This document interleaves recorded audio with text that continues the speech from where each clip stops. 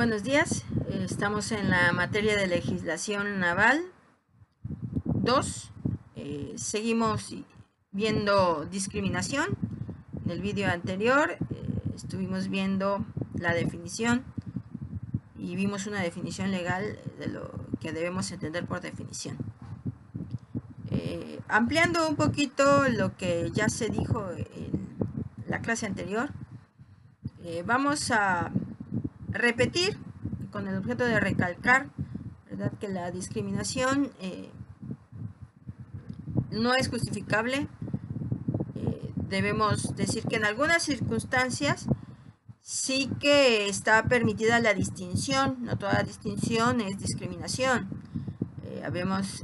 Vamos a recordar que cuando hablamos de discriminación estamos diciendo que hay una causa no justificada para distinguir a las personas y sobre todo para impedirle el ejercicio de sus derechos. Si en un momento dado impedimos el ejercicio de un derecho y tenemos una causa justificada para distinguir a las personas, pues esta no es discriminación, ¿sí? Habíamos puesto de ejemplo el ingreso a la Armada de México. No se puede admitir, ¿verdad?, a personas que tienen enfermedades cardiovasculares, ¿sí?, o que no tienen una capacidad física al 100% que les permita rendir con todas las actividades que en un momento dado se practican en esta institución. Aquí es justificable. ¿Sí? Vamos a dar otros ejemplos para que ustedes comprendan cuándo están discriminando de manera objetiva y cuando, que no es discriminación, están distinguiendo de manera objetiva, a cuándo estarían haciendo discriminación. Si un ciudadano se acerca a ustedes y les preguntare si pueden solicitar información, ¿verdad?, de cuánto gana el capitán, aprovechando de que hemos visto la ley de transparencia y que sabemos que los ciudadanos pueden en un momento dado solicitar información de todo tipo, ¿sí?, o de los tipos que ya hemos mencionado, sobre todo información pública. Y ustedes, por ver que es mujer o por ver que tiene 14 años o porque vean que tiene, ustedes no le permiten el acceso a esa información, pues naturalmente que estarán discriminando, porque bueno, el hecho de tener ese derecho a solicitar información, sabemos que no está limitada ni restringida a que tengamos una edad o que tengamos el color de piel de determinada forma. Así que bueno, si ustedes se lo impiden, pues estarán discriminando en cierta forma, ¿sí? Y si lo hacen, ¿verdad?, pues obviamente tendrán consecuencias. No así, ¿verdad?, cuando, por ejemplo, en un trabajo, otro ejemplo, ¿sí?, en un trabajo, por ejemplo, en el muelle, en la aduana de nuestro país, muchas veces se puede discriminar, ¿no?, a las mujeres, ¿verdad?, porque sus trabajos pesados. Pero bueno, habrá una causa que lo justifique, deben explicarlo y deben justificarlo muy bien para poder discriminar a alguien, para poder excluirlo, para poder distinguirlo, para poder restringirle la entrada a tal o cual trabajo, en este caso al muelle. Bien, espero que haya quedado entendido que no podemos distinguir, ¿verdad?, excluir o restringir a las personas en el ejercicio de sus derechos, salvo, bueno, cuando haya una causa justificada que no es discriminación. Y vamos a hablar de otra cosa que también quiero que sigan observando. Aquí en la definición se nos mencionan algunas variables, ¿verdad?, que podemos tomar o considerar a la hora de pensar que hacemos discriminación: el origen étnico, la nacionalidad, el sexo, la edad, la discapacidad, la condición social. Si todos estos son variables, todas estas son formas de discriminar a las personas.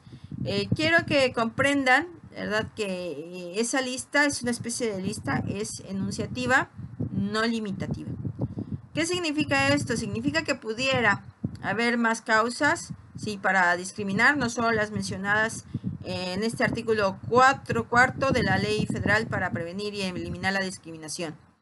Puede haber otras causas que no hayan sido mencionadas y aún así pueden caer en la discriminación. Así que bueno, no se confíen a que, bueno, no está mencionada, ¿verdad? La discriminación o la distinción que estoy haciendo.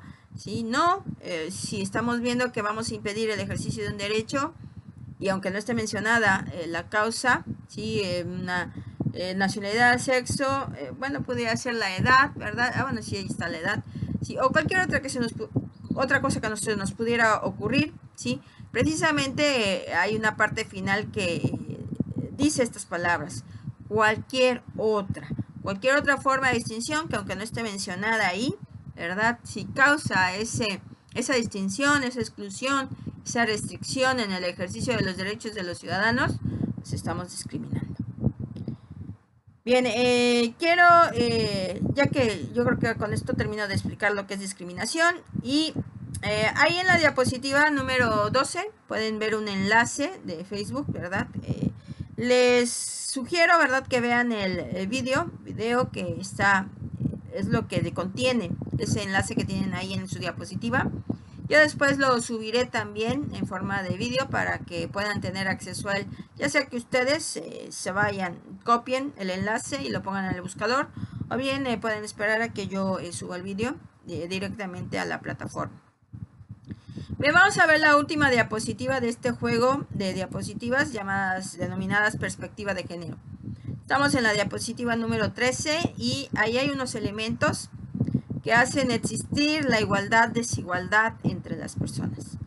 Y hay diversos factores, hay factores individuales, hay factores relacionales y hay factores estructurales. Vamos a explicarlos cada uno de ellos, ¿sí? Y el factor individual deben entenderlo que es una causa, un motivo para que una persona, de manera individual, una persona, ella solita, ¿sí?, pueda hacer distinciones entre las personas. Yo como persona puedo distinguir, ¿verdad?, por el género, ¿sí?, por ser hombre o mujer, por las características étnicas de una persona o por su estatus social. Eso significa, esos factores son los elementos que una persona de manera individual puede consentir en un momento dado para hacer distinciones entre las personas. Los factores relacionales, por consiguiente, ¿verdad?, aquí ya no se basa en el criterio de una sola persona, sino a la hora de que esa persona establece relaciones en su trabajo, en la escuela, en su familia, ¿sí?, o en su grupo social, ¿sí?, a la hora de relacionarse con las demás personas, puede haber elementos, ¿sí?, con los cuales pueda hacer distinciones entre ese grupo.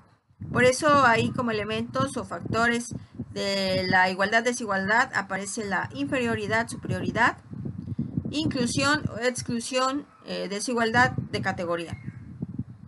Cuando estamos en un trabajo, por ejemplo, cuando nos relacionamos de manera laboral, en el aspecto laboral, podemos establecer distinciones entre las personas, bueno, él es el patrón y ellos son los trabajadores, o inclusive, ¿verdad?, entre los propios trabajadores, el patrón puede establecer diferentes categorías, ¿sí?, decir, bueno, este es de menor jerarquía, este es de mayor jerarquía, ¿sí? Son factores que establecen igualdad o desigualdad entre las personas.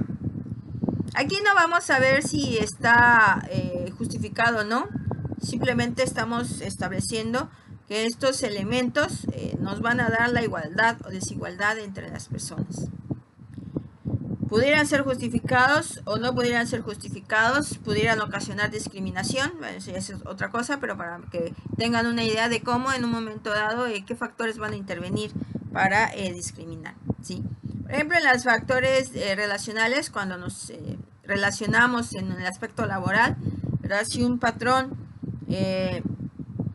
no me da el empleo porque me considera un ser inferior, bueno, este es un factor relacional, ¿verdad?, y que está ocasionando discriminación. Si el patrón, ¿verdad?, no me da el empleo porque en mi examen, a la hora de ingresar al trabajo nos hacen exámenes y he obtenido una calificación menor que otra persona, Bueno, hay una superioridad en cuanto a los resultados, inferioridad en cuanto a los resultados, ¿sí? Y me pueden decir, bueno, usted no ha obtenido la calificación más alta para acceder al empleo. Bueno, hay una causa justificada, hay un factor relacional, ¿verdad? Pero que no va a ocasionar discriminación. Pero bueno, el factor relacional, ahí lo tenemos. Por último, tenemos los factores estructurales. Sí, aquí ya hablamos en un grupo mucho mayor, de mayor alcance. Podemos pensar en comunidades, podemos pensar en sociedades, la sociedad mexicana, la población de un municipio. ¿Sí? Aquí vamos a encontrar elementos como las jerarquías sociales, las jerarquías laborales, el estatus social. Sabemos que en la sociedad hay clase social media y clase social alta, ¿verdad? Cuando nos relacionamos en grupo, en grupos grandes, en sociedades, ¿sí? De mayor alcance, de mayor amplitud, ¿sí? Y dentro de esa sociedad, pues hay estatus social, hay jerarquías sociales, él es el gobernante, nosotros formamos parte de los que obedecen, ¿verdad? De los gobernados, ¿sí? Ahí hay un factor estructural de cómo se ha organizado la sociedad, hay una jerarquía social, ¿sí? Y a pesar de ser factores que en un momento dado se deja ver igualdad o desigualdad, ¿sí? Pudiera dar lugar a la discriminación. No te voy a escuchar porque yo soy el alcalde de Veracruz, ¿verdad? Y mi jerarquía me prohíbe, ¿sí? Escuchar a los ciudadanos porque yo tengo una autoridad y aquí solo mis chicharrones truenan, por decirlo de una manera ordinaria y común. Bueno, ahí estaríamos hablando de discriminación, ¿verdad? Cuando el alcalde no permite la entrada a su despacho a personas de escasos recursos porque jerárquicamente él es un gobernante, ¿sí? Bueno, ahí podríamos analizar y ver que su factor es un elemento de igualdad-desigualdad que podría ocasionar la discriminación. Muy bien, con esto termino de hablar de las diapositivas que se denominan perspectiva de género.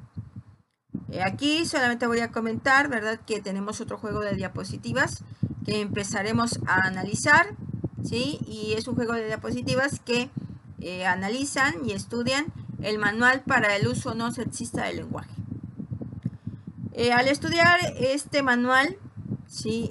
Lo que se pretende es que ustedes adquieran un lenguaje inclusivo, ¿sí? Que a la hora de dirigirse a la población, lo hagan de una manera que incluya a todo tipo de personas y principalmente de hombres y mujeres.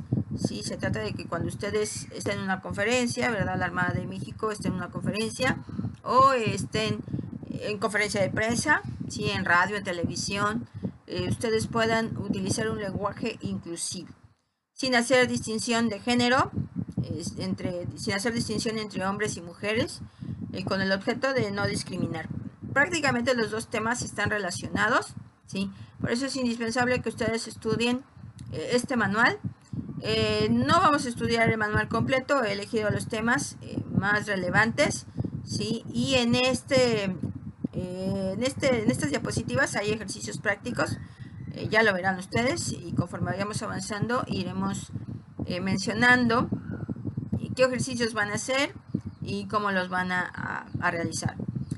Por lo pronto les invito, ¿verdad?, a que tengan a la mano sus diapositivas y en el próximo video ya puedan tener a la mano las diapositivas que corresponden al manual para el uso no sexista del lenguaje. Hemos terminado con el manual, las diapositivas de perspectiva de género. Muy bien, me despido, sí, nos vemos en el próximo video.